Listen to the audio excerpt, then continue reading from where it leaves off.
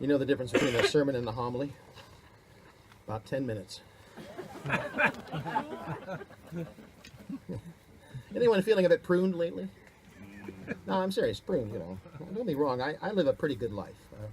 A blessed life, I think. I've got a wonderful wife, mostly great kids, grandkids, a great job, most of the time, supportive friends, for which I'm profoundly grateful, all of those things. And yet, there's days I get up, I go to work, and I walk out, man, the last place I want to be is where I'm at. Just last month, there was a devastating earthquake in Mexico, 3 of them in a row. Many, many people died. Many more left in dire circumstances. And if that wasn't enough, we had the hurricanes from hell, 3 of them in a row, Harvey and Irma and Maria. They did $500 billion in damage, and that's still being added up as we go. Left over 100 dead, practically destroyed the island of Puerto Rico, which, regardless of what some of your idiot politicians think, is a part of the United States of America. And then there's Washington, D.C. Oh my God, there's Washington, D.C.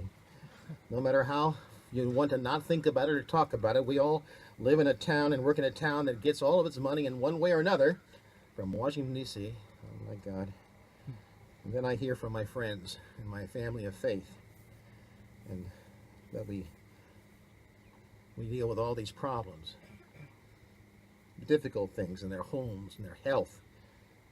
There's days where we don't feel so much like we've been pruned, more like we've been cut off at the knees.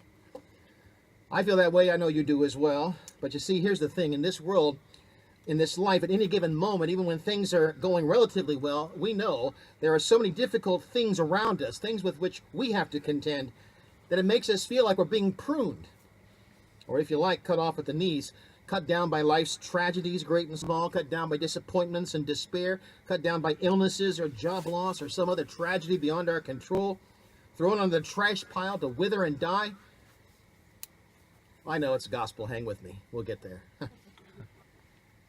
That's why so many people hear this passage from John 15 and they think it's a bad news passage of judgment, passage of bad things, but it's not. It's a passage of hope. It's a passage of promise. And how do I know? Well, context is everything. They taught me that in the seminary. Context is everything. First, the context of the narrative that John is telling his story about Jesus. Because you see, Jesus is offering these words to his disciples right before he's going to the cross, on the eve of his crucifixion. He knows they're about to be cut down by his crucifixion and his death. He is telling them it will not be a senseless, destructive cutting, that they're not going to survive it, they're going to flourish through it. Now, that's a hard message to hear at a difficult time, but that's what he wants them to hear. And the second is the context of the community to which John was writing, his own church, his own faith family, the people listening to his homily, because by the time they heard these words of Jesus, they'd already been cut off at the knees, had been scattered throughout the world, thrown out of the synagogue by their Jewish brothers, persecuted by their Roman masters. They had already plenty of reasons to feel abandoned by God. So John writes to assure them that while they may have indeed been pruned, it was a pruning for abundant life, the same way you prune a vine. And I have no doubt whatsoever that in the midst of all that cutting, all that bad news, they found it hard to believe that God cared about them. It's not what you look forward to, and I have no doubt that those who first heard the words of Jesus thought there was precious little evidence that God was at work in that faith community, that they'd not been abandoned by God, but no doubt in the midst of all the bad news that we've been having of earthquakes and hurricanes and nuclear showdowns and health threats and political tomfoolery and just plain meanness that has infected our society like a bad case of athlete's foot, it's hard to believe that there's any promise in this passage, anything that's hopeful. So much of life tears us down, cuts us off. But amidst this uncertainty and distress, Jesus invites us, actually not invites us, he promises us that he will not abandon us. Because you see, here's the thing. Jesus doesn't say, abide in me or else. He could have said that, but he didn't. In fact, it would have made perfect sense for him to say that. Abide in me or else. Do this or die. But no, he said, abide in me as I abide in you. And there's the promise, you see. It's not just good advice. That's the hope in this passage. This is a promise that no matter what happens, Jesus will be with us.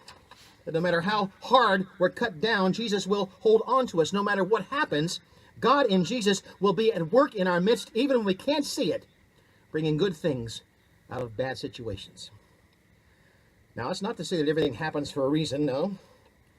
It is to say that no matter what happens, God is in the midst of it. God does not abandon us to our own devices. God didn't just cut us off at the knees. Remember, these words were spoken by Jesus before he went to the cross, and that means the cross is not just something that's supposed to be part of the larger mystery of life, the big plan of God. No, it is a sign, a symbol of God's willingness and ability to grab life out of the jaws of death. That in the place that seems most lifeless and most hopeless, God is at work. And we know that because we're on the other side of that reality. We know that because Jesus has risen. I know not everybody feels that way all the time. There are countless voices over the centuries that argue that the cross is a tool by which God finds his way to forgive us despite how wretched we are. But frankly, I think that's just some kind of pious bullpucky designed to help us understand and tame something that is beyond our control. Because if the cross means anything, it means this: God chose not to stay in heaven. On the cross, God chose to come down with us and to suffer himself, the worst thing we can imagine, for our sakes. So you see, every time we put that cross up, what that cross is saying is that throughout all the frailties, all the faults of life, all the cutting down, God has joined himself to us in a way that is mysterious but true. It's not just the instrument that made God's love possible. It's the evidence of how much God really loves us and will not ever leave us alone. And let's be honest, that's hard to hear. And it's hard to live. It's easy to think about this passage as judgment, but it's not. It's hope and it's promise. It has to do with context. Look around you. You're in a vineyard here. There's all this harvest coming in. This is a place where vines are violently cut back. I can remember, we're just talking about this, when I first bought the house from Mel and Joan, there was this beautiful vine that ran across the back fence, and it was beautiful as long as Mel came out and took care of it. And he did. He cut it back every year. Just cut it back. And it just grew and flourished. And then I was left to take care of it. And now I said it eats small animals that can't get out of its way and leaves the bones behind. And critters. If you want something to grow, a vine, you have to cut it back. It feels violent. But the pruning has a purpose. Because you want to provide for a place for new shoots to grow and bear good fruit and be abundant in the spring. That's why at times when we feel like we're enduring something and suffering through something, we have to be reminded it's not just a cutting, it's a pruning for more abundant life. It's good to remember that God is with us in the midst of that time. He's not going to abandon us. It's good to remember that the cross is a symbol of his ever-present love and his power over the worst things that we can imagine.